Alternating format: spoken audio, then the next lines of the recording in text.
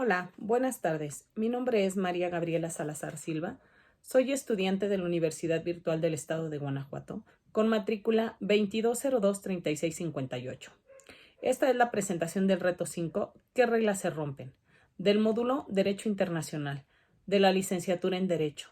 El nombre de mi asesor es Miguel Ángel Espinosa Arreola. El tema que voy a desarrollar es referente a la película La lista de Schindler. Al analizar esta cinta, me pude dar cuenta de la importancia de crear organismos a favor de la humanidad y el respeto a los derechos humanos de las personas. La película se basa en la Segunda Guerra Mundial, en hechos reales, en la que un hombre con influencias con los nazis se propone rescatar a judíos, entre hombres y mujeres, de ser privados de su vida a manos de los nazis, en las cámaras de gas que se encontraban dentro de los campos de concentración.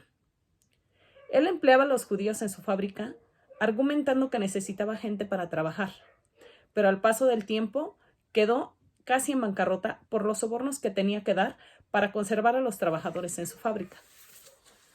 Para empezar, hablamos de una violación al Tratado de Versalles, que fue creado después de la Primera Guerra Mundial, conocida como la Gran Guerra.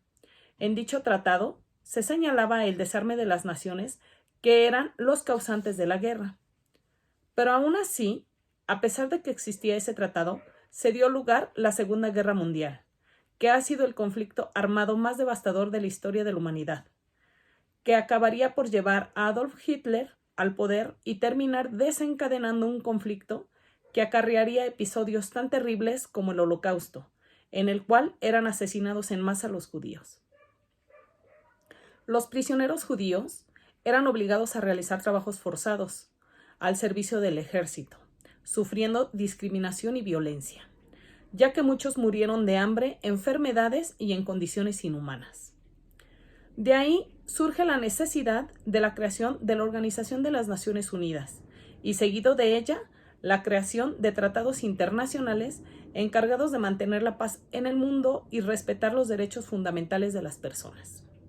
Y dentro de esos tratados surgió la creación de la Declaración Universal de los Derechos Humanos. En esta serie se violaron la mayoría de los artículos que se encuentran plasmados ahí. Voy a mencionar algunos. El artículo 3, que nos dice que todo individuo tiene derecho a la vida, libertad y seguridad en su persona.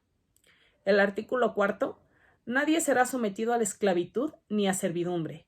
Recordemos que los judíos eran esclavos en los campos de concentración.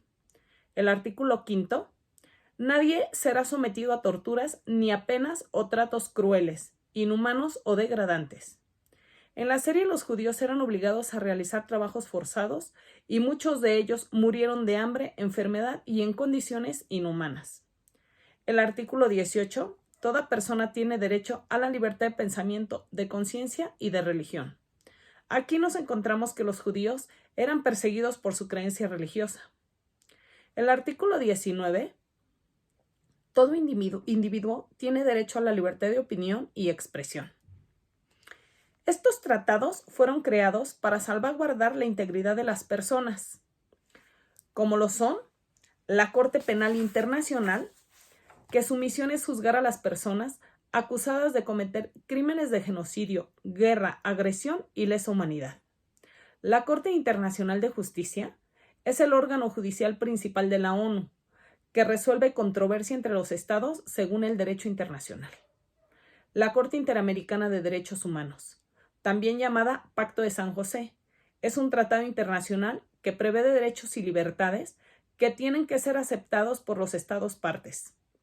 México, como estado parte, es un país que ha establecido vínculos y se comprometió a respetar los tratados, los cuales se pueden constatar en la Constitución Política, en donde se encuentran plasmados en sus primeros artículos.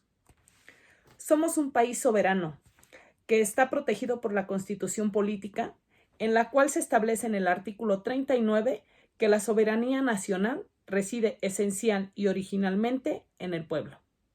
Por mi parte es todo. Gracias.